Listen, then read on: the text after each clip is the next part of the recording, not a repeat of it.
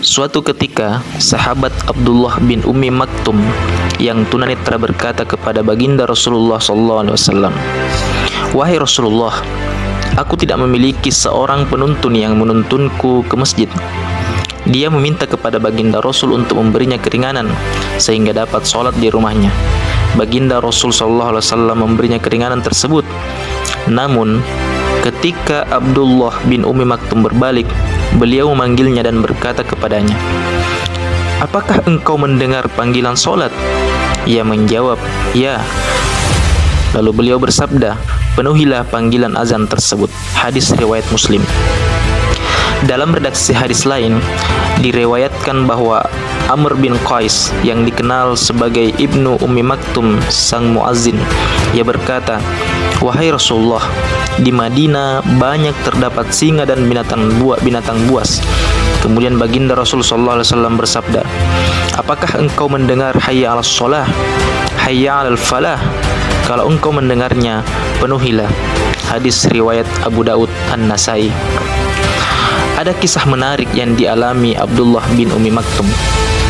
Dia rajin menunaikan sholat di masjid, kendati ia seorang tunanetra. Suatu ketika, saat Abdullah dalam perjalanan menuju masjid, ia tersandung batu hingga mengeluarkan darah. Akan tetapi, alih-alih kembali ke rumah, Abdullah tetap melangkahkan kaki ke masjid.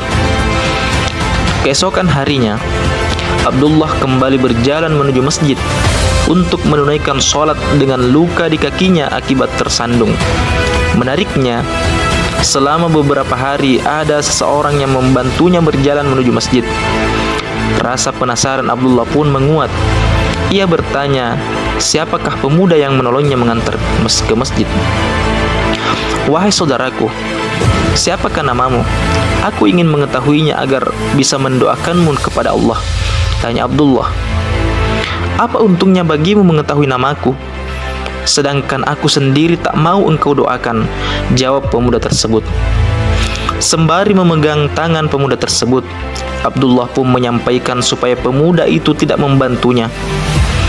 "Aku tak mau engkau menolongku lagi karena engkau tak mau didoakan," ucap Abdullah.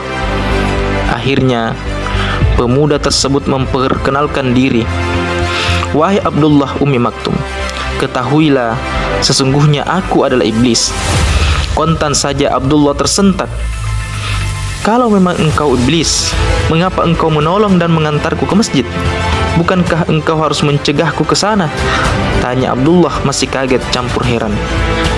"Wahai Abdullah Ummi Maktum," ujar sang iblis, "masih ingatkah engkau beberapa hari yang lalu, tatkala engkau hendak ke masjid dan engkau tersandung batu? Aku tidak ingin hal itu terulang lagi.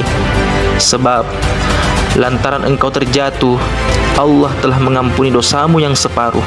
Aku takut kalau engkau tersandung lagi, Allah akan menghapuskan dosamu yang separuhnya lagi, sehingga terhapuslah dosamu seluruhnya.